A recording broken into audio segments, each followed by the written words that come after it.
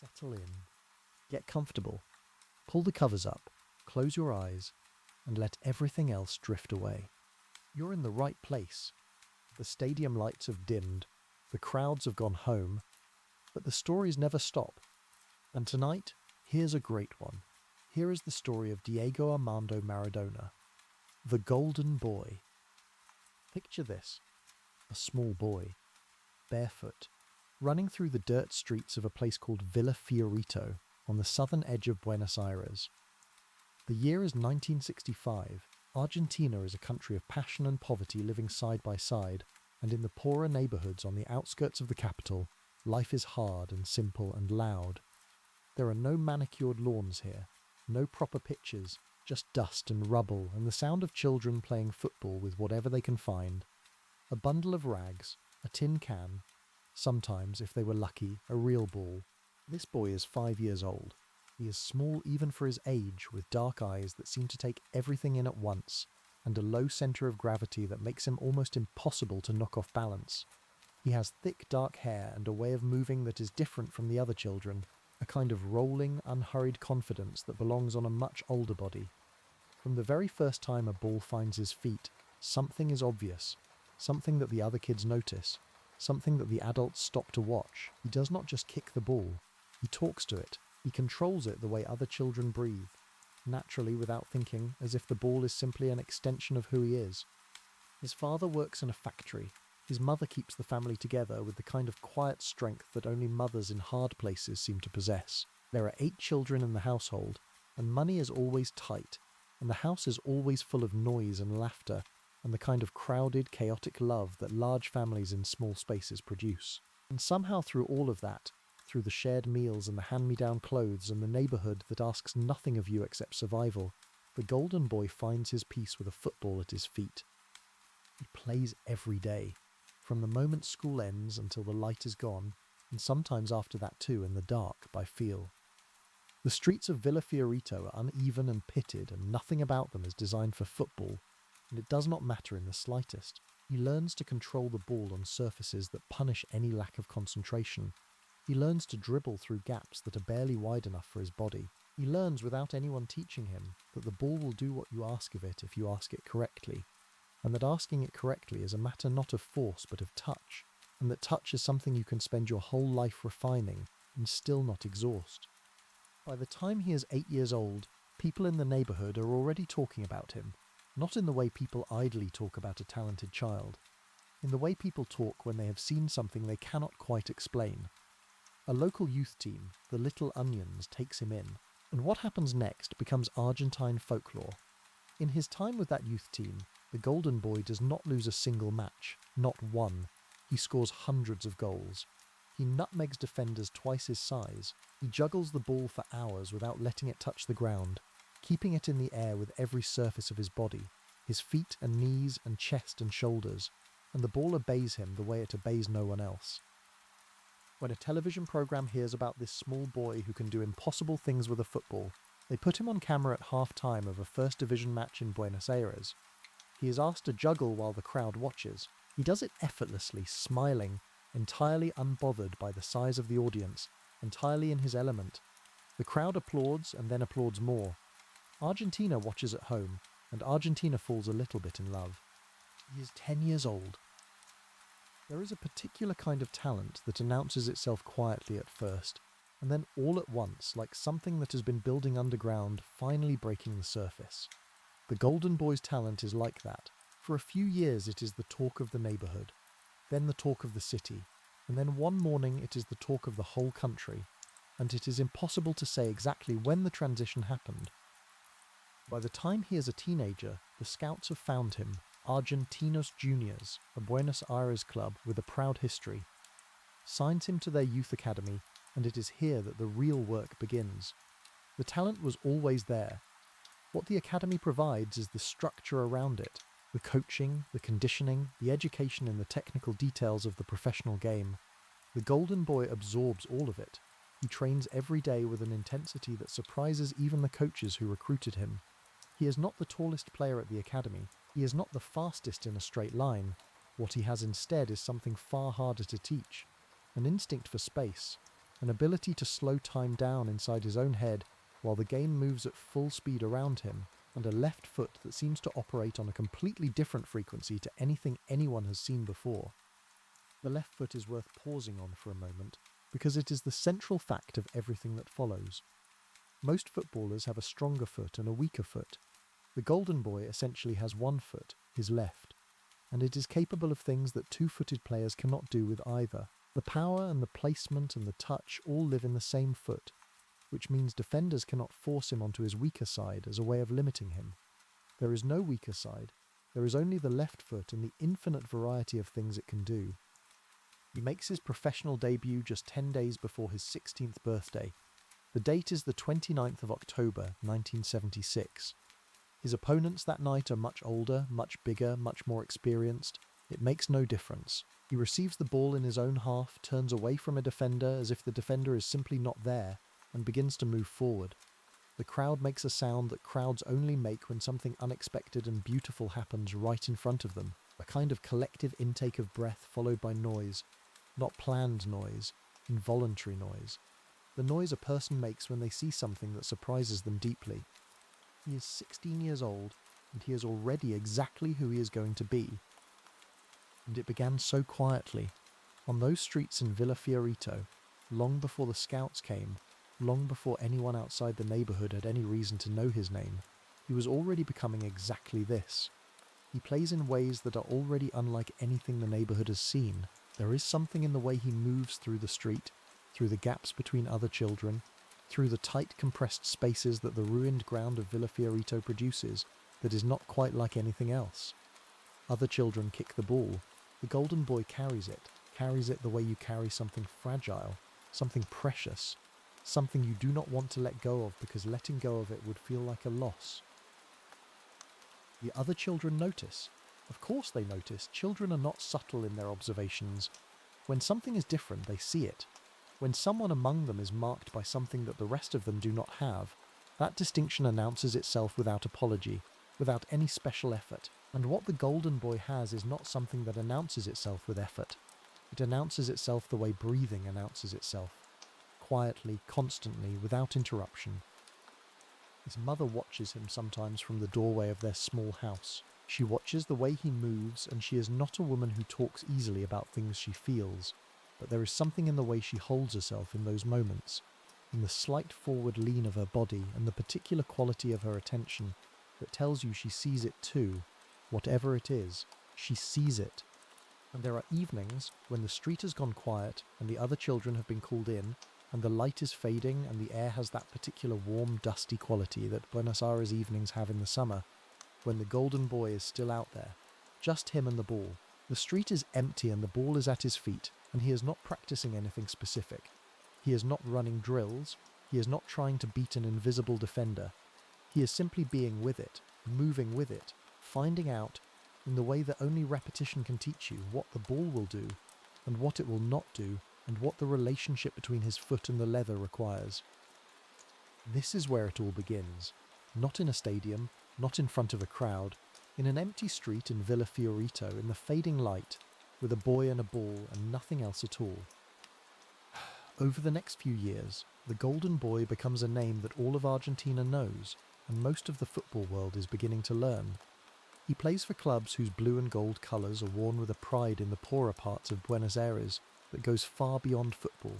The working class faithful adopt him as one of their own. They see in him what Villa Fiorito saw in him, someone who belongs to them, someone who carries their streets in his legs. He is sold to Barcelona in 1982 for a world record transfer fee. The number is staggering for the time and reflects the fact that no one in world football is in any doubt about what they are looking at when they watch the golden boy play. They are looking at the best. They are looking at something that only comes along once in a very long time, if that. But Barcelona is not the right place for him. The city is wealthy and cosmopolitan and proud, and the golden boy is a boy from the dust streets of Villa Fiorito, and somehow the fit never quite settles the way it should. His time in Spain is difficult in ways that have nothing to do with football. There are injuries, a severe bout of hepatitis that drains him for months. There is a brutal foul in a cup final that breaks his ankle and leaves him on the ground in agony, and the recovery takes longer than anyone wants it to. There are moments of brilliance scattered through 2 seasons that remind everyone why he is there, but the sustained, joyful version of him that Buenos Aires knew is not fully present. Something is missing. Something about the place does not suit him. In 1984, he leaves for Napoli in southern Italy. The transfer fee is another world record. And here, finally, something shifts.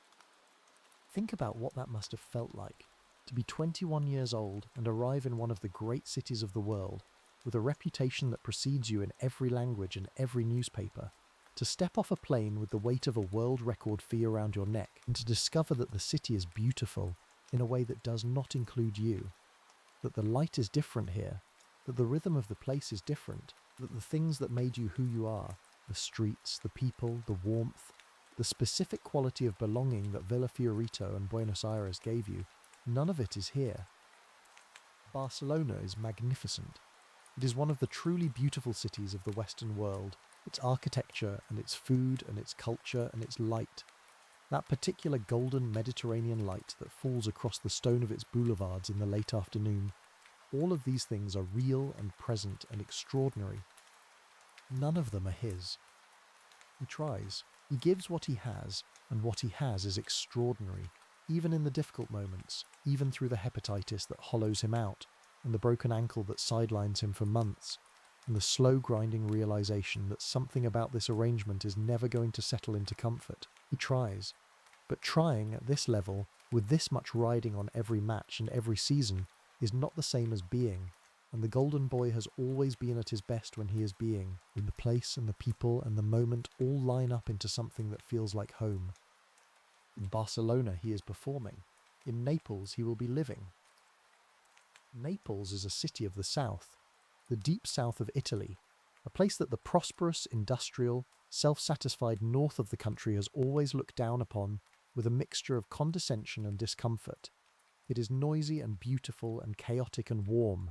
It smells of coffee and salt water and something fried. The streets are narrow and the buildings lean toward each other overhead, and the people who live there have a feariness and a loyalty and a pride that comes specifically from having been told, for most of their lives, that their city is less than it should be.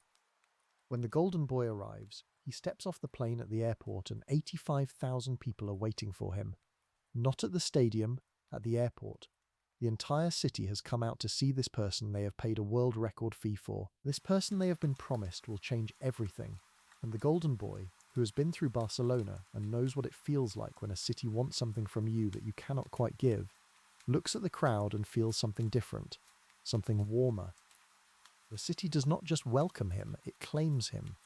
Murals of his face appear on the walls of narrow streets within days of his arrival. His name is sung in churches alongside those of actual holy figures. The Neapolitans see in him something of themselves, someone the rest of the world has underestimated, someone who was told, in various ways and at various points, that they were not quite enough, and who refused to accept it. The Golden Boy, for his part, feels at home in a way he has not felt since Villa Fiorito. He settles into Naples as if he was born there. He learns the dialect, he eats the food, he walks the streets, and the people stop him not with the frantic, overwhelming attention of celebrity, but with something more intimate, a hand on the arm, a quiet word, the way you treat someone who belongs to you and to whom you belong. He is extraordinary at the club from almost the first game. The club, which had spent its entire history in the shadow of the Northern Giants, begins to believe that with the Golden Boy in their ranks, the shadow might finally lift. In the evenings in Naples, when the training is done and the apartment is quiet and the city settles into its particular warm evening self, the Golden Boy will sometimes stand at the window overlooking the bay and watch the water. The Bay of Naples at dusk has a quality that painters have been trying to capture for centuries. The light turns the water into something almost metallic, a deep burnished blue that shifts as the sun goes down through shades of violet and grey, and then finally to the soft dark navy of the Italian night. And behind the water, always, the silhouette of the great sleeping volcano that sits above the city the way its history sits above it, massive and permanent, and never entirely forgotten. The Neapolitans understand the Golden Boy in a way that Barcelona never did. They understand the particular combination of joy and fury that he brings to a football match. They understand the way he takes things personally, because they take things personally too. They have been looking up at a prosperous, dismissive North for generations, and they have developed, in response to that dismissal, a particular quality of local pride that is almost spiritual in its intensity. They do not merely support their club, they are their club, and when the golden boy pulls on the blue shirt and walks out onto the pitch, he is not just a footballer to them, he is the proof of something they have always believed but never been able to demonstrate conclusively, that they are enough, that where they are from is enough, that their city, their culture, their people deserve to stand at the top as much as anyone else does. He carries that for them, and they love him with a ferocity that has no ceiling and no conditions and no shelf life. On the nights when the bay is still and the city is quiet and the water holds the last of the day's light, the golden boy will sometimes think about Argentina, about the 1982 World Cup, about what it felt like to come home with nothing, about the specific quality of that emptiness, the way it sat in his chest on the flight back across the Atlantic, the way it was still there when the plane landed in Buenos Aires, and the city received him with kindness and sympathy, and the particular generosity of a country that loves its footballers even when they fail.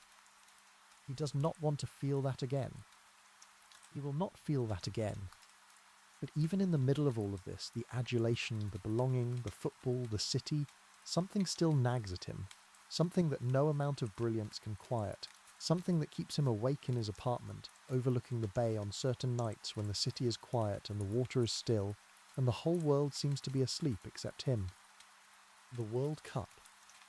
Argentina had won it in 1978, on home soil. The tournament had been held under a military dictatorship, and the circumstances around certain matches had left a complicated, uncomfortable feeling that settled over the whole thing like weather. But Argentina had won it, the trophy had come home to Buenos Aires, and the country had celebrated with a fervour that only a nation that has been through hard times can muster for a moment of joy.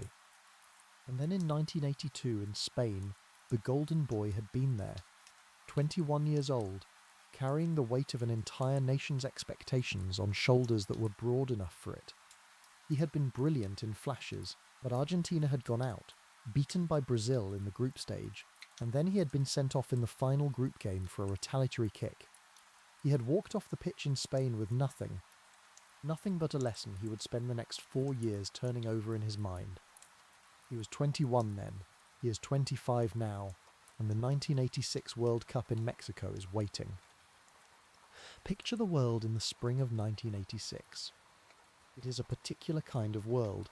The Cold War is still very much alive, not in the explosive, crisis-driven way of the 1960s, but in the slow, grinding, deeply anxious way of two superpowers who have been staring at each other across a divided planet for 40 years and are not entirely sure how to stop.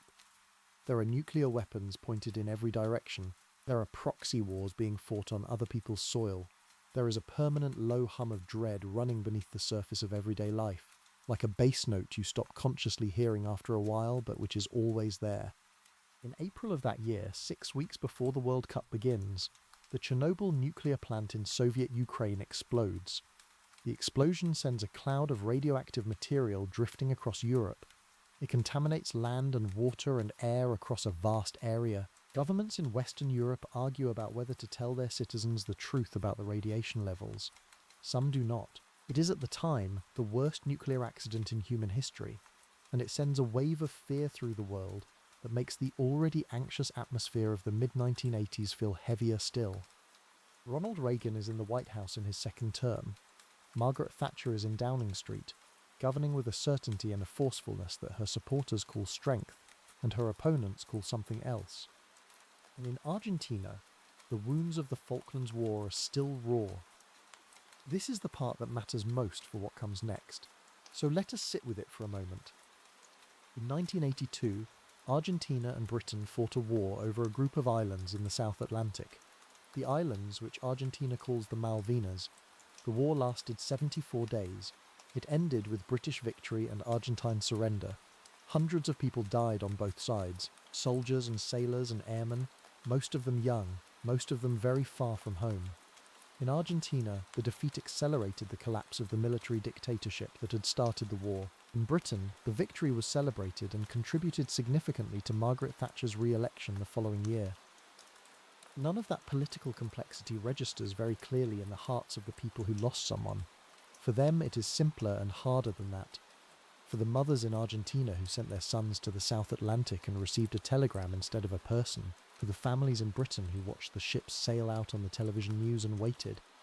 The war is 4 years old in the summer of 1986, and 4 years is not very long. Argentina and England are drawn into the same side of the World Cup draw. They will meet, if both advance, in the quarter-finals. Into all of this, into this particular world with its particular weight, steps the FIFA World Cup. 24 nations, 12 venues spread across the vast Mexican landscape. Cities ranging from the altitude and smog of Mexico City to the coastal heat of Monterrey to the colonial calm of Guadalajara. The tournament is large and sprawling, and the logistics of moving players and officials and press and fans across such distances are considerable. The heat. You have to understand the heat. Games are scheduled for noon in Mexican summer to accommodate European television audiences, and at noon in Mexico in June, the temperature on a football pitch can reach 42 degrees Celsius. The air in Mexico City, at over 2,200 meters above sea level, is thin enough to make a sprint feel like twice the effort it would at sea level. Players from northern European leagues, accustomed to playing on cold, damp autumn and winter afternoons in front of grey skies, arrive in Mexico and discover that their bodies have opinions about this arrangement that they have not been asked for. Some teams adapt, some do not, some are helped enormously by their geography. The South American nations, the Central American nations, teams from warmer climates who do not need to recalibrate their entire physiology before the first whistle. Argentina adapt, and they have the golden boy. The Argentine manager is not a man who makes people feel comfortable.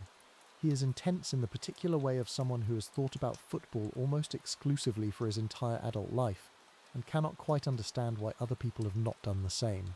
As a player, he was a midfielder known for his intelligence and his willingness to do the unglamorous things, the tackles, the covering, the pressing, that allowed the more naturally gifted players around him to shine. As a manager, he has translated those values into a philosophy. He builds teams that are organised and hard to beat, and that function as units rather than collections of individuals.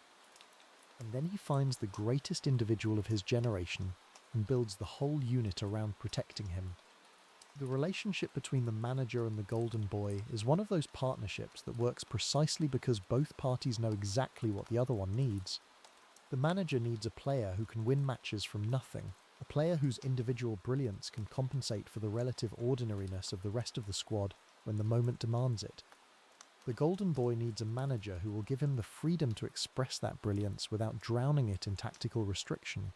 They do not always agree, they do not always like each other, but they understand each other completely. The squad assembled for Mexico is not the most glamorous Argentina have ever sent to a World Cup. Outside of the golden boy, the players are good and honest and hard-working. They are not, for the most part, the kind of players who would frighten opposition managers sleepless. But the manager does not need them to be frightening. He needs them to be reliable.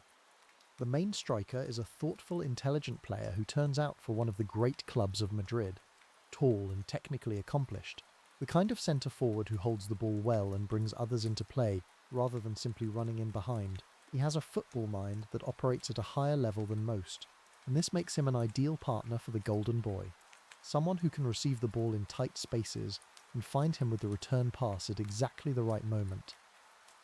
The midfield is tireless, technically sound, with a good eye for goal, and the kind of engine that means players are still running hard when others are beginning to feel the weight of the heat and the altitude. The defence is combative and aggressive in the way of Argentine central defenders of that era, men who take opposing forwards as a personal affront. The goalkeeper is solid, dependable, not spectacular, but not the sort who gives you nightmares either. It is a team built to function. It is a team built, quite deliberately and without apology, to give one player the platform he needs to do the things that only he can do. And that player arrives in Mexico City carrying everything. He carries the hopes of a nation that is still raw from war and from dictatorship and from economic struggle. He carries the expectations of a football world that has been watching him for a decade and is waiting with genuine impatience for him to do something at a World Cup that matches the scale of what he does for his club every week. He carries his own hunger, The hunger of a 25-year-old who has already been to one World Cup and come home with nothing, and who has spent 4 years making sure he would not come home with nothing twice. He is ready in a way that is different from any previous readiness. There is something about him in Mexico City, a quality of focus, of calm, of absolute certainty, that the people around him notice and cannot quite name. He is not nervous, he is not excited in the way that masks anxiety. He is simply present, fully, completely present in the way that great performers sometimes become, in the moments that define them.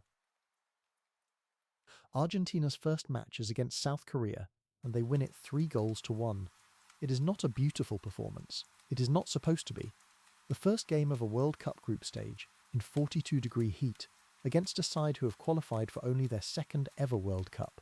This is not the occasion for poetry. This is the occasion for control, for efficiency, for getting through 90 minutes without injury and with 3 points. The Golden Boy is involved throughout, pulling the strings, creating space with his movement, drawing defenders out of position simply by existing in the spaces they needed to occupy. He does not score, he does not need to. The team functions, the points are secured. The second match is different entirely. Italy. The match against Italy carries weight that the one against South Korea did not. Italy are one of the great football nations, former world champions, a team of immense technical quality and tactical sophistication. They are built around collective organisation and defensive solidity, and the particular brand of disciplined Italian football that has won tournaments before and will win them again. But there is something else about this match for the Golden Boy specifically, something personal. He plays his club football in Naples, for a club that the northern Italian establishment has spent decades either ignoring or condescending to. Some of the players in the Italian squad that day are from the great clubs of Milan and Turin, the clubs that look down on Napoli the way the north of Italy looks down on the south. They look down on the club, and by extension on the player who has made it relevant, on the Golden Boy. He is aware of this. He is always aware of things like this. It goes into the fire. The match is tight and tense, and neither side wants to make a mistake. Italy take the lead, and for a period the game has the slow, compressed feeling of something gradually closing. Argentina press. They look for openings, and then the Golden Boy produces a moment that does not appear on many highlight reels, but which changes the game completely. Not a goal, a pass. A single pass, played into a gap between two Italian defenders, perfectly weighted. Not so fast that it runs through to the goalkeeper, not so slow that the defender gets there first, finding the striker in space, and the striker finishes. 1-1. Argentina have equalised against Italy with a pass that requires a level of vision and precision that very few players on earth could have produced in that moment. The match ends 1-1 and both sides take a point and advance. But the point Argentina earn against those particular Italians, against that particular defensive structure, feels like more than arithmetic. It feels like a message. The third group match is against Bulgaria, and Argentina win 2-0. The Golden Boy scores, his first goal of the tournament, finishing with the unhurried certainty of a man who has been waiting patiently to open his account, and has simply decided that now is the time. Argentina finished the group in second place, which is exactly where the manager intended them to be. Second place means a different half of the bracket, a different path to the final. It means Uruguay in the round of 16. Uruguay and Argentina, two countries separated by a river and united by everything else. Language, passion, an almost identical footballing culture, and a rivalry that stretches back to before either of them had properly formed as nations. When these two play football, it is never simply a match. It is something older and deeper and considerably more complicated. The game is played in suffocating afternoon heat, and it is exactly as uncomfortable as any such match always is. Tackles arrive early, the referee is kept busy, the Argentine players are pressed and fouled, and generally subjected to the kind of welcome that the Uruguayans have been extending to opponents since the very earliest days of South American football. The Golden Boy is their primary target. Of course he is. Every team in this tournament has come prepared with a plan for dealing with him, and Uruguay's plan is the oldest one in football. Make it physically unpleasant to receive the ball, follow him, push him, let him know that today will not be easy.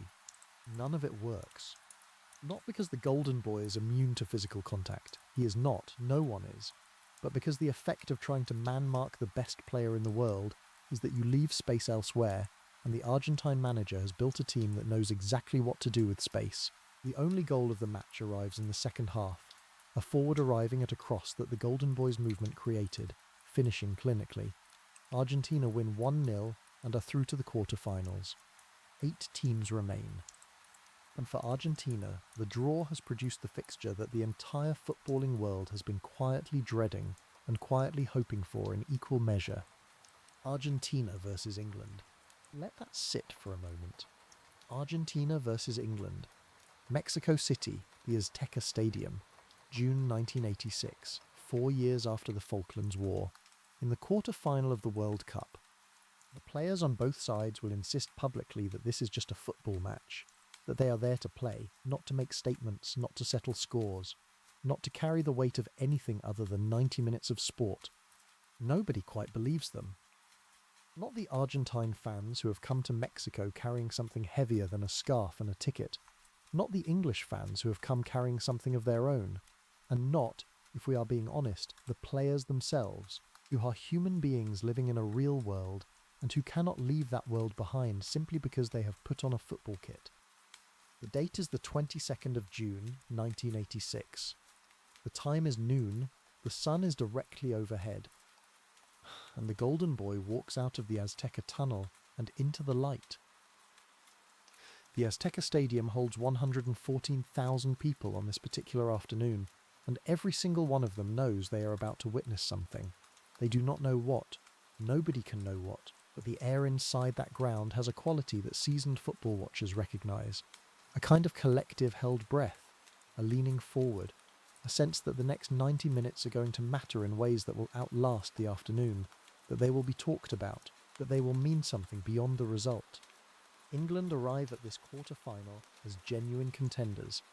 The manager has built them around structure and collective discipline and the kind of quiet competence that often goes unnoticed until you look at the results. Their key players are good ones.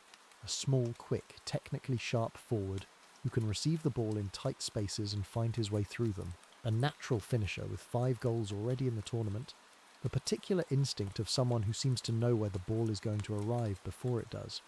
A midfielder of rare natural gift, elegant and precise, the kind who can change a game with a single pass. And in goal, 35 years old and still one of the best in the world, a vast, commanding presence who has spent his entire career making the spaces behind his defenders feel smaller. The match kicks off under the full force of the Mexican midday sun, and for the first 45 minutes it is tight and tense and goalless. Argentina probe and look for openings. England defend with organisation and concentration.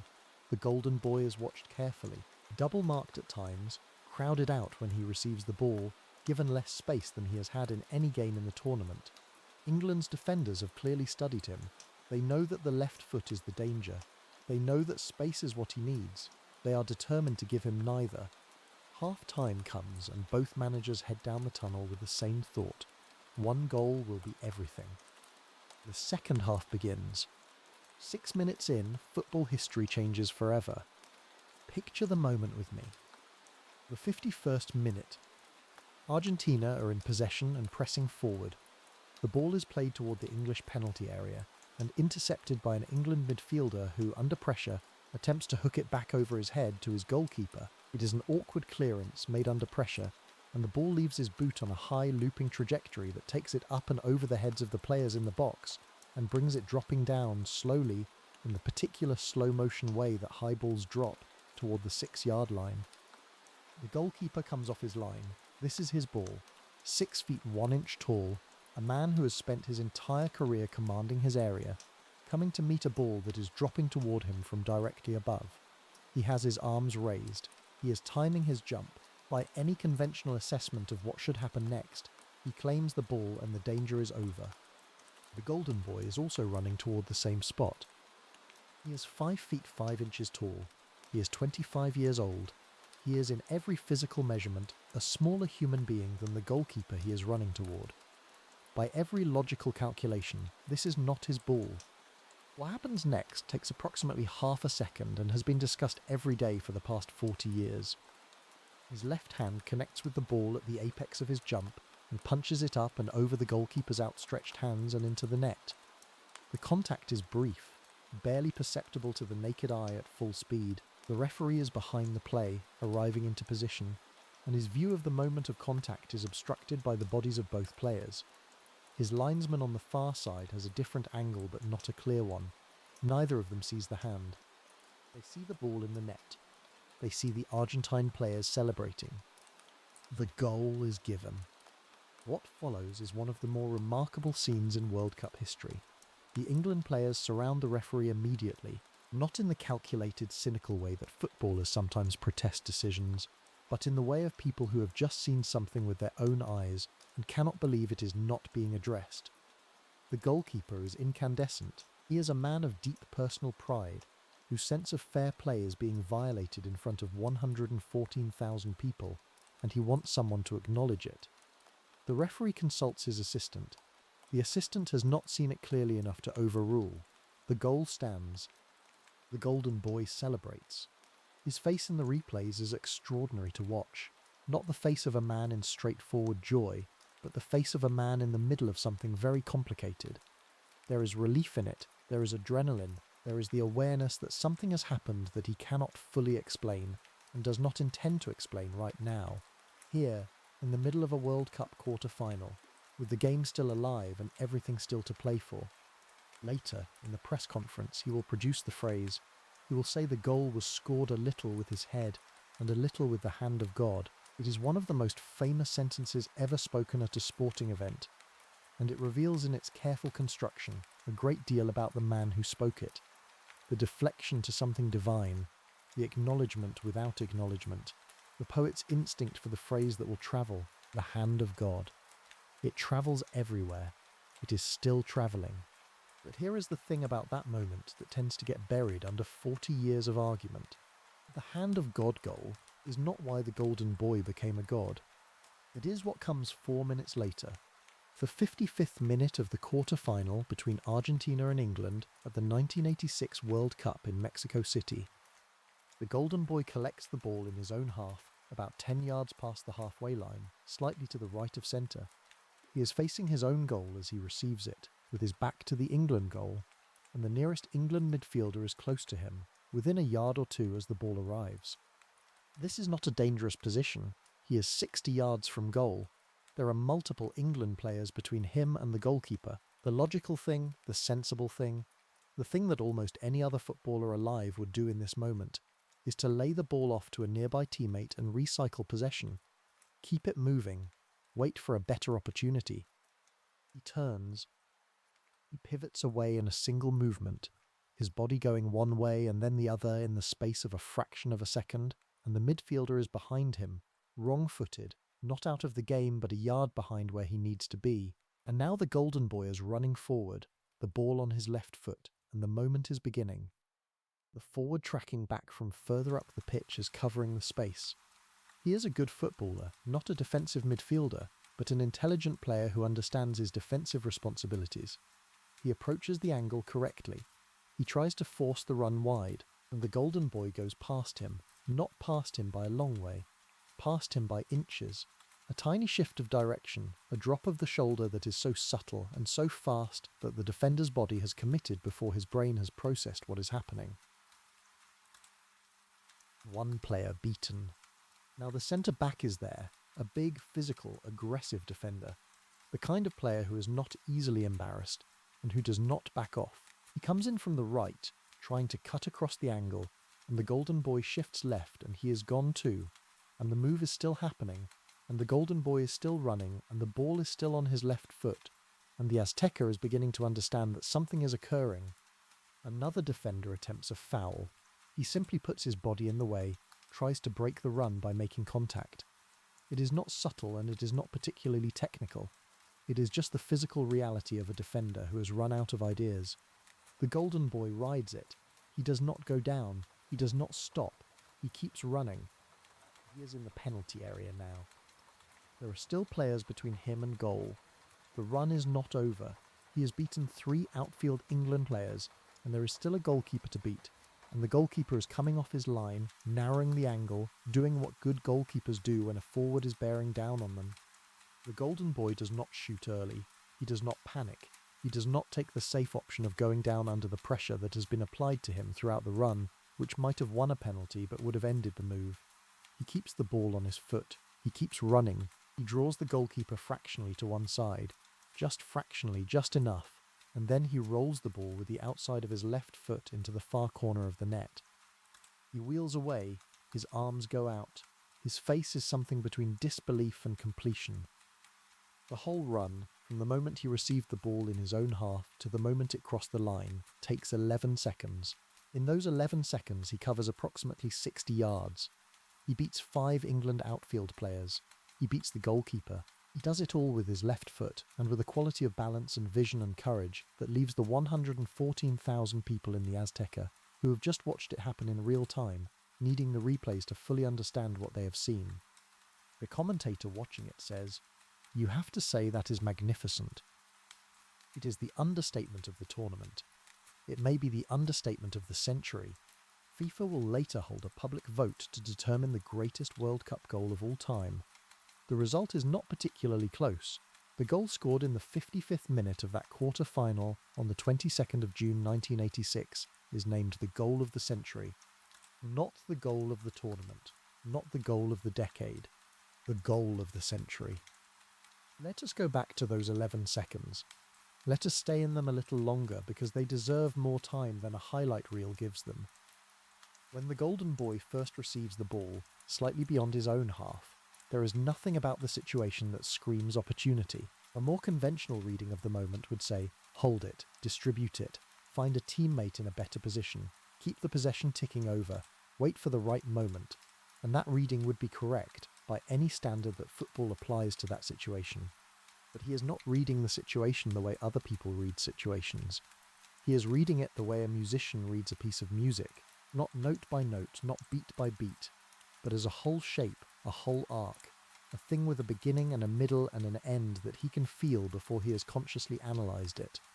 And what he feels in that moment, in the instant before he turns, is that there is a run to be made, that the run exists, that the path through the England defence is there, not because it is obvious, not because anyone else can see it, but because he can, because his mind processes the geometry of a football pitch in a way that bypasses the ordinary, the cautious, the logical, and arrives directly at the possible.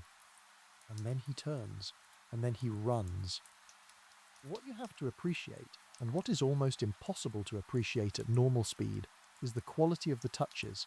Every time the ball comes off his left foot, it is exactly where it needs to be, not approximately where it needs to be, not close enough, exactly. The ball is on a string. The string is invisible. He is the one holding it. The first England midfielder beaten is a very good footballer. He is not embarrassed by this run. He is simply beaten by something that is operating at a level beyond what good footballers do. The forward who tracked back has done everything correctly. He has tracked back, positioned himself well, approached the angle properly, and he is beaten anyway, because the thing that beats him is not speed or power or technique in isolation. It is the combination, the completeness, the way every element of what the golden boy is doing at this moment is working together as a single unified expression of something that exceeds the sum of its parts. The centre-back has built his career on not being beaten. He is tall and strong and brave, and he has spent years learning how to position his body between an opponent and a goal. He is passed before he can apply any of that learning. And then the space opens. Just briefly, just enough. There is a moment, somewhere around the edge of the penalty area, where the golden boy has beaten the last outfield player, and there is only the goalkeeper left, and for just a fraction of a second the path to the net is clear, and the Azteca understands before the ball goes in that it is going in because something about the way he is moving tells you that this is the direction all of this has been going, that this has always been where it was going, that the goal was already there in the very first touch on his own side of the halfway line, and everything since has been the working out of something that was already decided. England do not give up. This is worth saying, because in the shadow of what has just happened it would be easy to imagine them broken. They are not. They are a team of professional pride, and their manager pushes them forward, and refuses to let the occasion become a surrender. Their finisher pulls one back in the 80th minute. It is a good goal, a crisp, well-timed finish from a cross on the right, and it changes the feeling in the stadium. 10 minutes remain, 2-1. England push for an equaliser.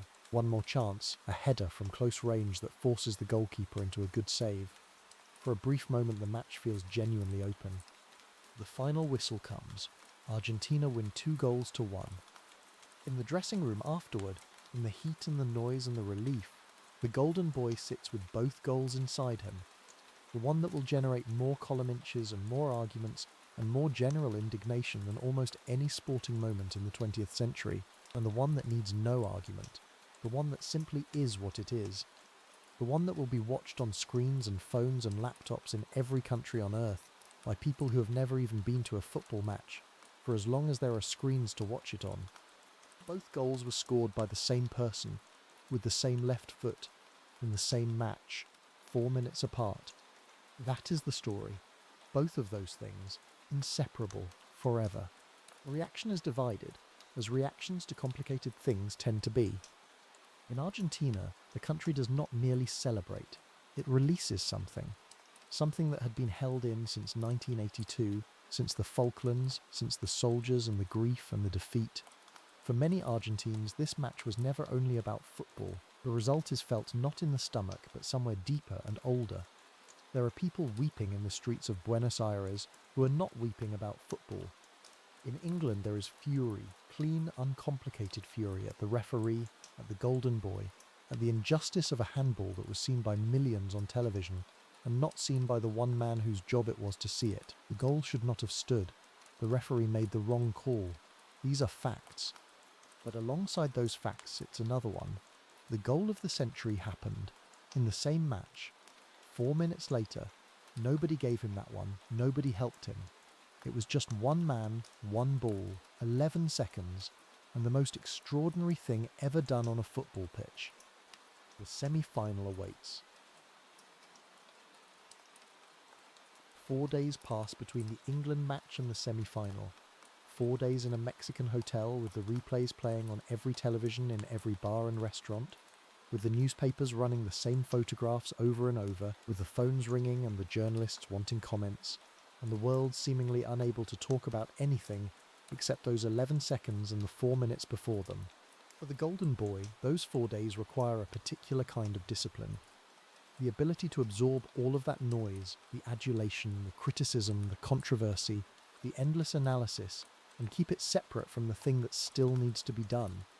Argentina are not world champions yet. They have a semi-final to win. And the noise, however loud it gets, cannot be allowed to take up the space that the football needs to occupy. He focuses, he trains, he rests. He does the things that professional athletes do in the days between games when the occasion is this large and the margins are this fine. His opponent in the semi-final will be Belgium.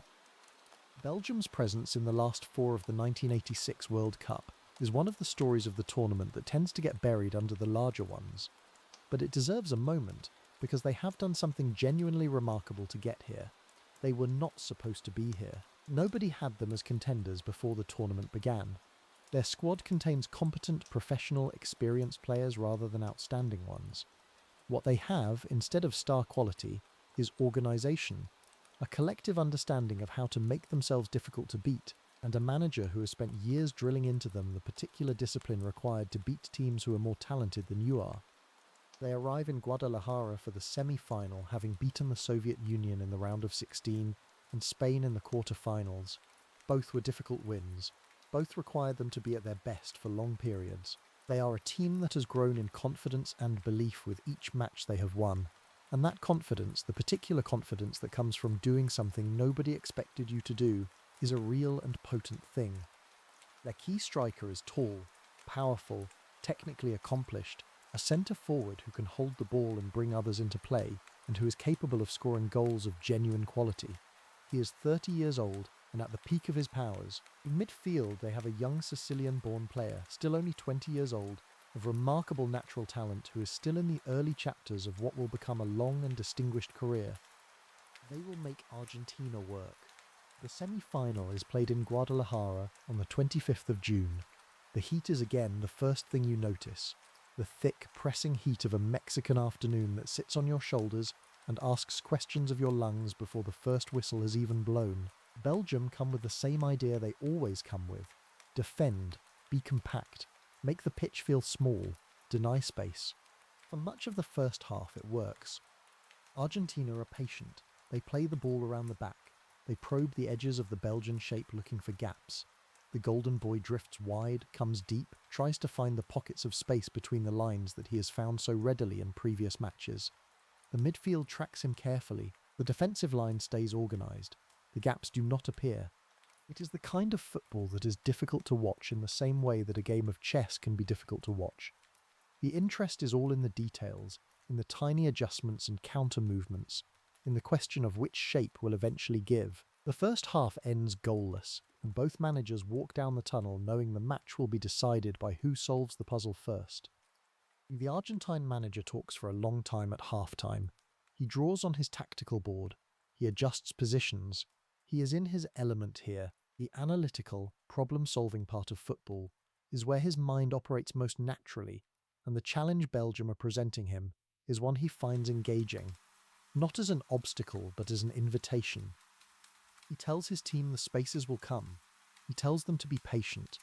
He tells them Belgium cannot maintain this level of concentration and organisation for another 45 minutes in this heat at this altitude. And then he tells them to trust the plan and trust each other. And then he glances at the golden boy. And the golden boy gives him a look that says everything and nothing. The second half begins, and almost immediately the match opens slightly. Belgium, perhaps sensing that the game is drifting toward extra time, push one or two players slightly higher than they have been. It is a small adjustment, barely noticeable, but in football at this level, small adjustments leave small spaces, and small spaces are all the golden boy needs. The 51st minute. He receives the ball on the left side of the Belgian penalty area. He is sideways to goal, with a defender between him and the net, and the angle is poor and the options appear limited, and a more cautious player would look for the simple pass and reset. In a single movement, compact and fast, and almost frighteningly precise, he turns the defender. He does not beat him with pace. He beats him with the movement of his body, the drop of his shoulder, the shift of his weight that tells one story and means another. The defender commits, the golden boy is past him, and then from the resulting angle, tight and demanding, he strikes the ball with the inside of his left foot toward the far corner. The Belgian goalkeeper does not move. He is one of the best goalkeepers in the world, and he is watching the shot and he knows where it is going, and there is nothing he can do about it. The placement is simply perfect. The ball goes exactly where it was meant to go, into the corner that the goalkeeper cannot reach, and the net moves and Argentina lead 1-0. The stadium responds, and the golden boy, for just a moment, lets himself feel it. 9 minutes later, the 60th minute, he does it again. The second goal is different in its construction but identical in its quality. This time he is further from goal, 20 yards, maybe more. There are two Belgian defenders between him and the keeper. He plays a quick exchange with the striker, a 1-2, the ball coming back to him in a slightly better position, and then he drives it, through the gap between the two defenders, low and hard and placed to the inside of the post. The goalkeeper goes the right way this time. It does not matter. The ball arrives before he does. 2-0. Argentina win the semi-final 2-0, and both goals are scored by the golden boy, and in the press box the journalists are running out of adjectives. They have used the good ones already, in the days since the England match, and now here he is again, doing it again, and the language is struggling to keep up. When the final whistle blows, he raises his arms toward the Guadalajara sky, and the expression on his face is not the explosion of joy you might expect. It is quieter than that. It is the expression of a man who has been working towards something enormous for a very long time, and can feel it getting close. Close enough to touch, but not yet real, not yet fully believed. Still fragile in the way that things are fragile before they are confirmed. Argentina are in the World Cup final. 2 days later, in the other semi-final in Mexico City, West Germany beat France 2-0. And so it is set. Argentina versus West Germany, the Azteca Stadium, the 29th of June. West Germany are everything you would expect West Germany to be in a World Cup final. They have been here before, twice in the last 8 years, and they carry into every match the accumulated experience of a football nation that knows how to win in the biggest moments. They are organised and technically capable, and they have the particular collective mentality of a team that does not panic when things go wrong, and does not become complacent when things go right. Their manager is 41 years old, and already a legend of the game.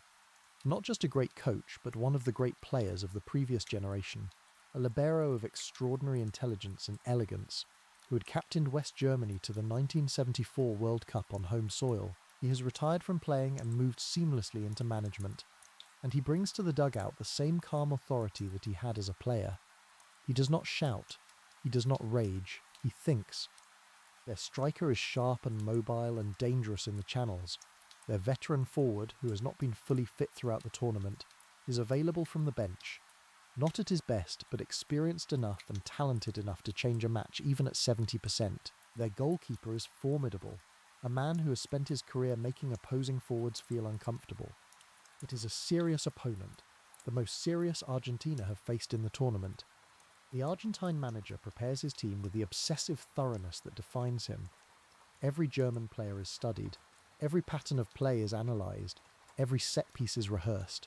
He leaves nothing to chance, or rather, he leaves as little to chance as it is possible to leave when the other team also has good players, and their own good manager, and their own understanding of what is at stake. In the Argentine camp, the mood is quiet and focused. There are no grand speeches, no elaborate rituals. These are professional men who have spent the past 3 weeks doing the hardest thing their sport asks of them, and they are a handful of days away from finishing the job, and they know it, and that knowledge sits in the room like something physical. The 29th of June, 1986. The Azteca Stadium, Mexico City. 114,600 people inside it.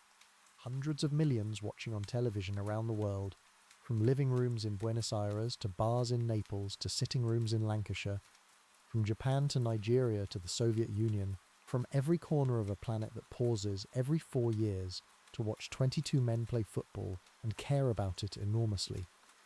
Argentina wear their sky blue and white stripes. West Germany wear white. The two teams walk out into a wall of noise so large and so physical that the players describe it afterward as something you feel rather than hear. A pressure against your chest and your face, a vibration in your body, the sound of 114,000 people choosing to be in the same place at the same time for the same thing. The golden boy stands in the Argentine line for the anthems and his expression is completely still. Not nervous, not excited, still. The stillness of someone who has arrived somewhere they were always going to arrive, and who is now simply waiting for it to begin. The referee blows his whistle. The World Cup final begins. The first half of the World Cup final belongs to Argentina, not in a dominant, comfortable way, not in the way of a team that has come to the final to put on an exhibition. West Germany are too good, too organised, too experienced for this to be a procession. But Argentina are sharper, they are more direct. Their movement is better and their passing is crisper, and they look, from the first whistle, like a team that has arrived at this moment, knowing exactly what it intends to do. The Golden Boy plays differently in the final than he has played in any previous match in the tournament. He is more restrained, more deliberate. He picks his moments more carefully, holds the ball a fraction of a second longer, chooses the simple pass when the simple pass is right. He is orchestrating rather than dominating. And the effect is perhaps even more instructive than the dazzling individual moments that have defined the previous matches. Because what you see in the final is the Golden Boy as captain, as leader, as the intelligent footballer who understands that his job today is not to win the game by himself, but to be the engine around which 11 players win it together. The Germans cannot settle on how to defend him. If they commit a man to following him everywhere, they are weakening their defensive structure elsewhere, and the Argentine forwards have more space. If they do not commit a man to following him, he is free to dictate play from whatever position he chooses.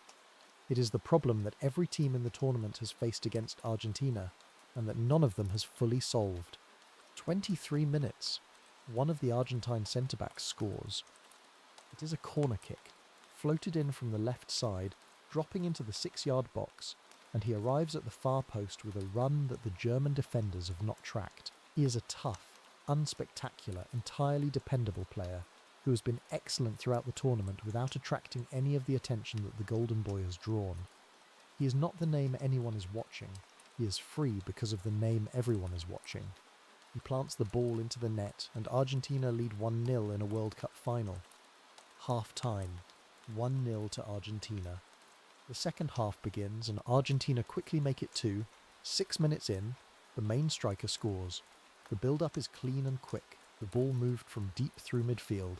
The Golden Boy involved in the transition, and then the striker through on goal, with the kind of run he has been making all tournament. He takes one touch, steadies himself, and places it into the bottom corner, with the composure of a man who has spent years practicing for exactly this type of finish. 2-0. In the Argentine sections of the Azteca Stadium, people are beginning to believe, not fully, not yet, but the belief is growing, the way warmth grows in a room when the heating comes on. You feel it before you can confirm it. In the West German dugout, the manager is already at work. This is the moment that reveals a great deal about what made him such a formidable figure both as a player and as a manager. He does not panic, he does not berate, he does not look at a 2-0 scoreline in the second half of a World Cup final and decide that the match is over. He looks at it as a situation that requires a solution, and he begins to find one. He makes his substitutions, he shifts his shape, he tells his players that 2-0 in this tournament is not what it would be in a league match on a Tuesday night.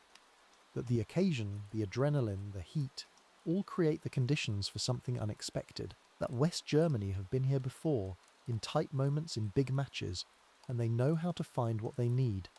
His players believe him, because he has done it himself. The 74th minute. A German substitute, who has come on from the bench, scores for West Germany. It is a scrappy goal. It does not matter whether it is scrappy. What it is a goal, and the scoreline goes from 2-0 to 2-1, and the Azteca, which had been tilting slowly towards celebration, straightens up and pays attention again. You can feel it. Even watching the replays decades later, you can feel the shift. The Argentine players, who had been moving with the looseness of a team in control, suddenly have something to protect. The German players, who had been playing with the freedom of nothing to lose, suddenly have something to believe in. The match changes its character in the space of a single goal and a single minute. 8 more minutes pass. 8 minutes of Argentina defending, of Germany pressing, of bodies throwing themselves at crosses and shots, of the goalkeeper making saves and clearances being scrambled off the line, and the crowd reacting to every touch with the particular charged energy of a stadium that knows a match is balanced on a point. The 82nd minute, the German striker equalises. He meets a cross from the right, a precise delivery into the 6-yard box. His header is clean and accurate, and the Argentine goalkeeper is in the wrong position, and the ball is in the net before he can correct it. 2-2. 8 minutes of normal time remaining. The World Cup final that was moving quietly toward its conclusion has become, suddenly, something altogether different. Something genuinely open. Something that could go anywhere. And here is where we learn something about Argentina. Not about the Golden Boy specifically, though what he does in these 8 minutes is essential, but about the team, about the thing that has been built over 3 years of work and argument and preparation, about whether 11 men in the most pressurized situation their sport can produce will hold together or begin to come apart. They hold together. You can see it in the way they respond to the equalizer. There is no collapse, no panic, no recrimination between players. There is a brief moment of silence, the silence of 114,000 people processing what has just happened, and then Argentina start playing again. They pass, they move, they maintain their shape, they do not lunge forward in a desperate attempt to restore the lead immediately. They play. The Golden Boy is everywhere in these final minutes. Not in the spectacular way he has been at other moments in the tournament, but in the deep, essential way of a player who understands that what the team needs right now is steadiness, and who provides it. He talks, he points, he moves to receive the ball when players around him are hesitating, taking the responsibility of being found, taking the pressure of the situation onto himself. He never stops believing that the next chance will come. The 86th minute. Argentina win the ball in their own half. It is a loose clearance from a German attack, and the Golden Boy is there. and the German midfield has not yet recovered its shape from the attack that has just broken down, and there is space in front of him. Not a lot of space, but enough, and he drives forward. He moves quickly across the centre of the pitch. The German defenders are retreating, trying to get back into position, and on the right side of the pitch, making a run in behind the last German defender, is the Argentine midfielder. He has run and worked and pressed for 86 minutes in the heat of a Mexican afternoon in a World Cup final, and he is still running. He is making the run that he has made in training, the run that exists in the muscle memory of a professional footballer who has spent years learning to be in the right place when the right pass comes. The golden boy sees it. He sees it without what you would call looking. He sees it in the peripheral, instinctive way of a player whose awareness of the space around him operates at a level above ordinary vision. He knows the runner is there before his eyes have confirmed it. He knows the pass before he has decided to play it. He plays it. A single touch. The ball leaving his left foot at precisely the right weight, on precisely the right line, through the gap between the last German defender and the goalkeeper who is beginning to come off his line. Too hard, and it runs through. Too soft, and the defender gets there. It is neither. It is perfect. The midfielder takes the ball in his stride. One touch to control it. He is one-on-one with the German goalkeeper. He does not rush. He does not shoot too early. He takes one more stride, and then he places the ball, with the careful precision of a man who has imagined this moment, and decided exactly what he will do when it arrives, into the corner of the net. 3-2. The Azteca does not so much erupt as breathe, an enormous collective exhalation of something that has been held too long. Argentine fans who have been standing and gripping and not daring to believe are suddenly free to believe, and the feeling that comes with that freedom is the particular joy of relief, the deepest kind of joy, the kind that could not have existed without the fear that preceded it. 4 minutes. 4 minutes of Argentina defending their 3-2 lead. 4 minutes of West Germany throwing everything forward, of their manager on the touchline, of corners and long balls, and the entire German team in the Argentine half trying to find the goal that would take this to extra time. They do not find it. The referee's whistle blows. Argentina are world champions.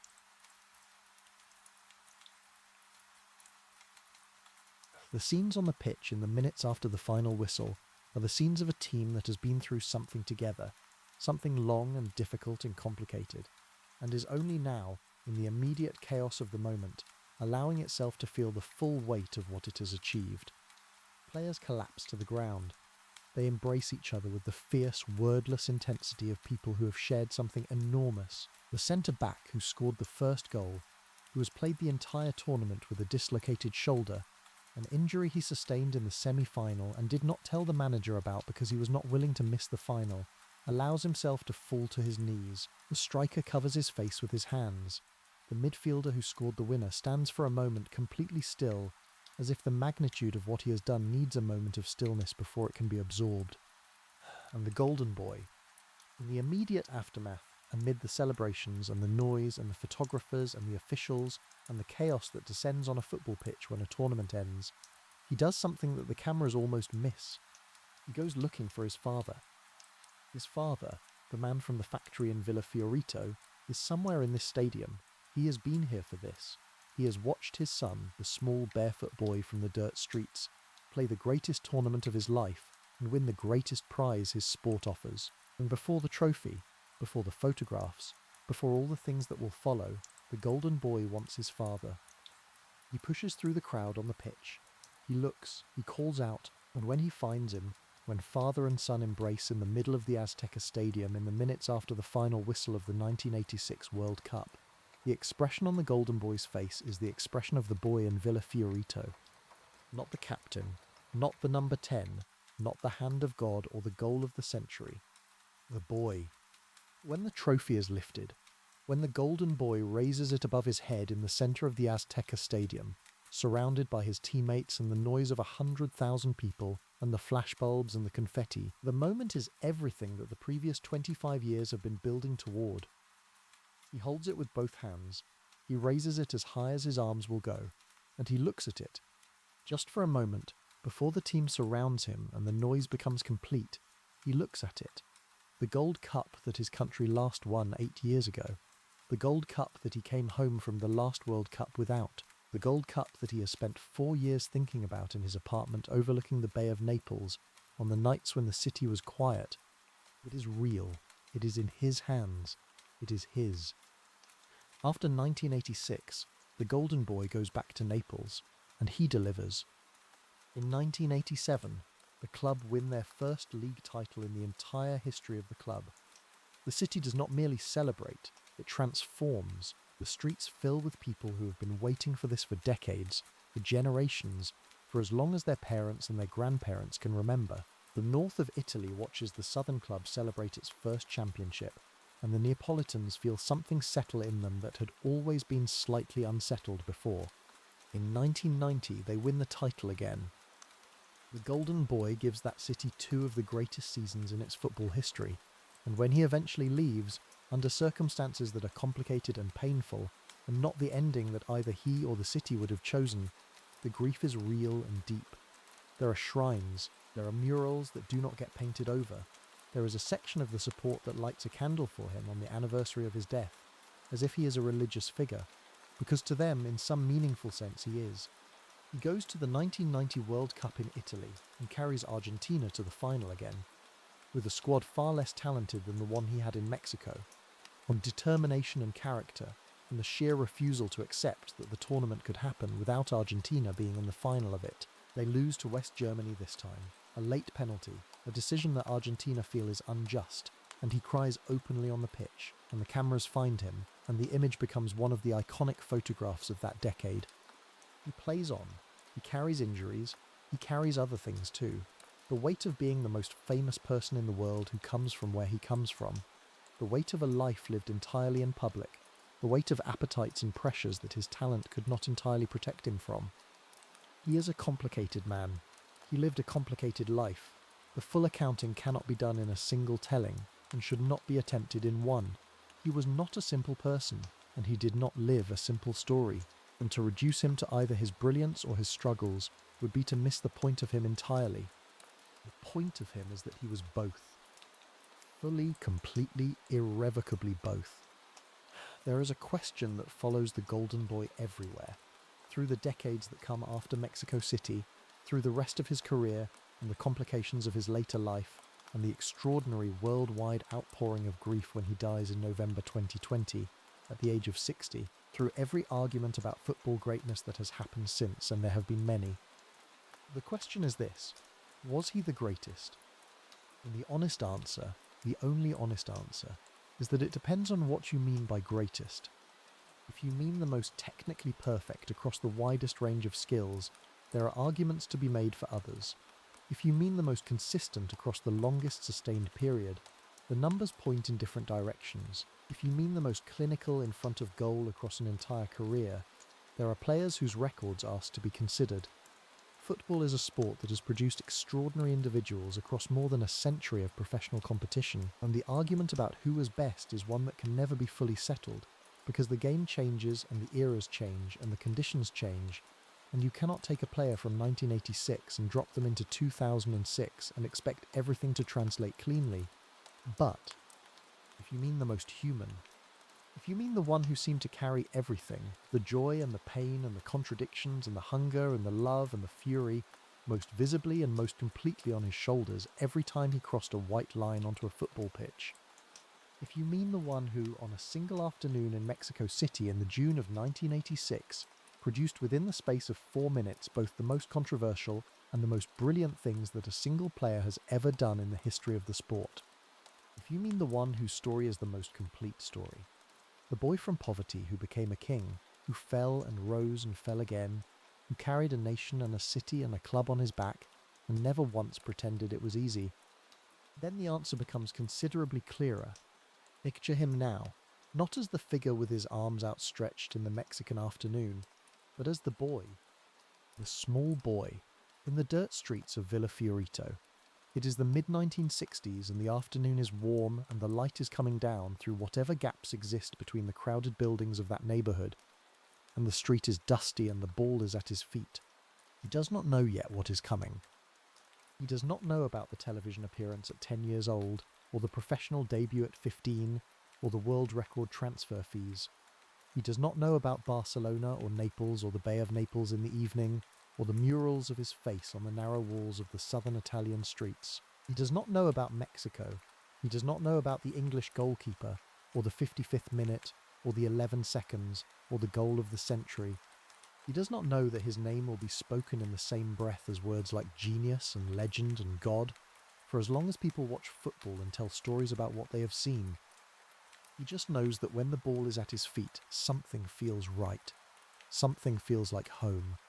Something about the relationship between his left foot and that ball, on that street, in that fading afternoon light, is the most natural thing in the world, more natural than anything else, more his than anything else.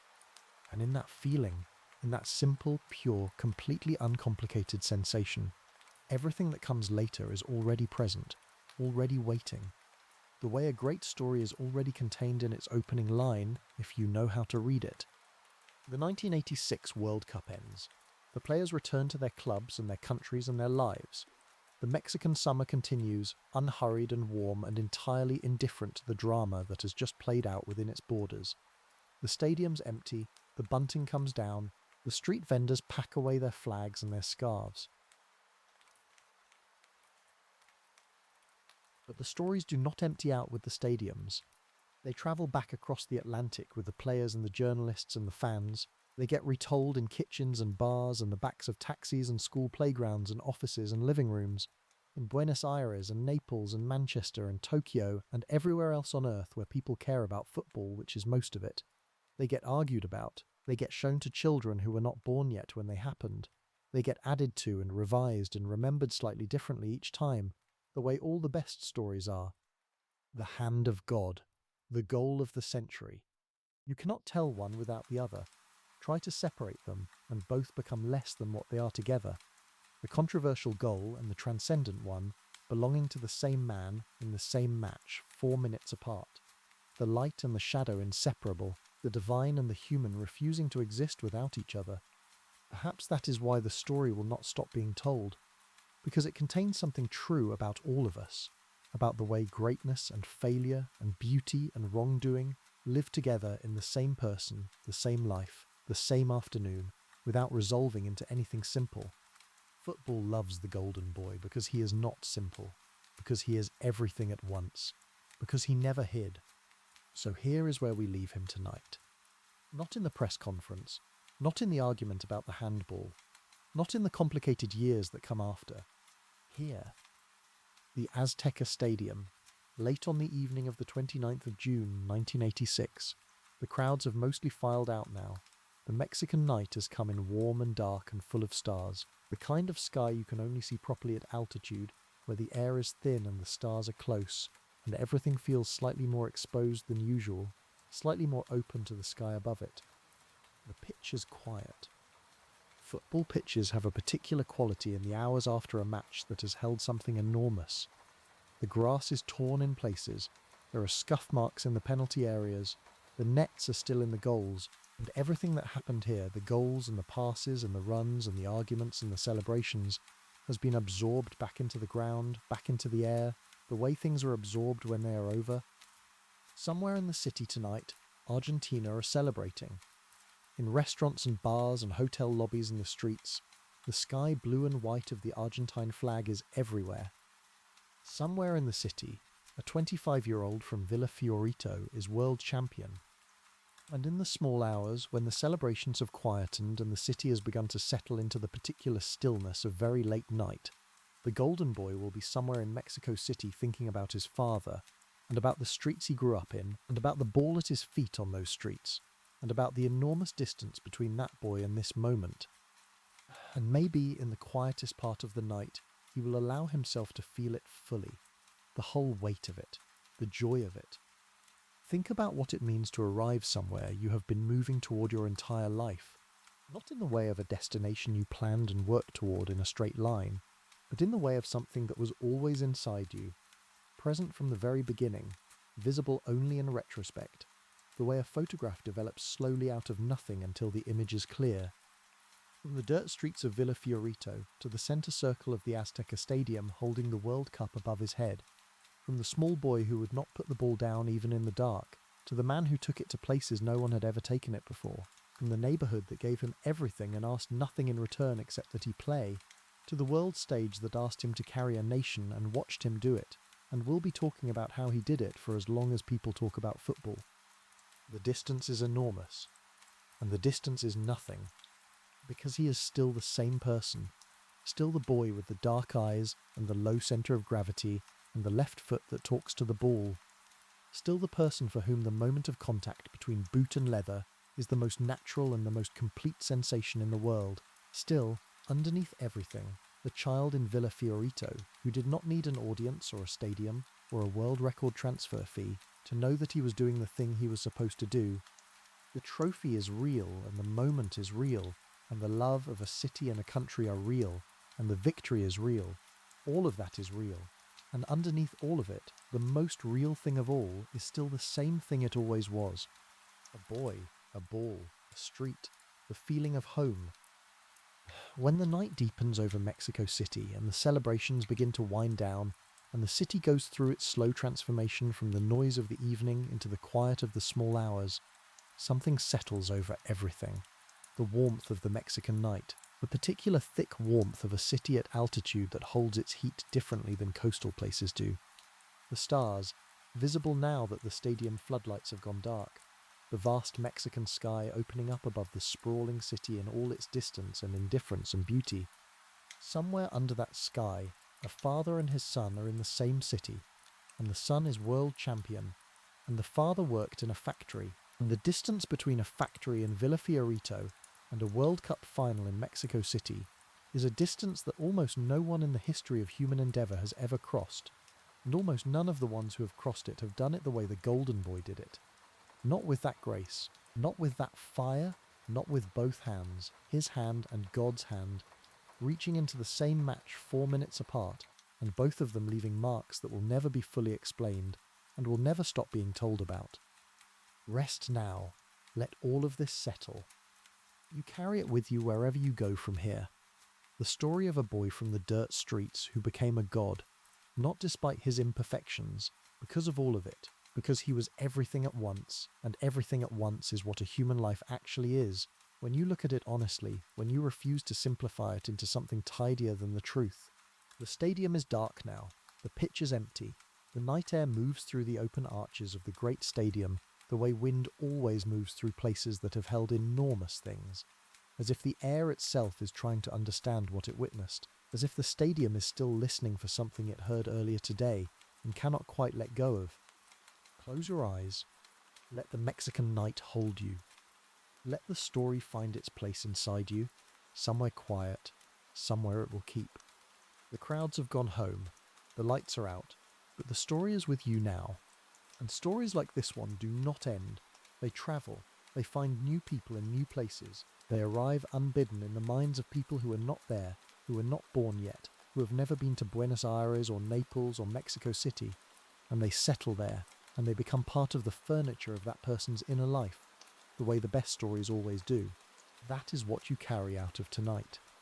Not just the facts, not just the goals, but the feeling of it. The boy in the street, the father at the airport, the hand and the foot, the 11 seconds, the lifted trophy, the Mexican night.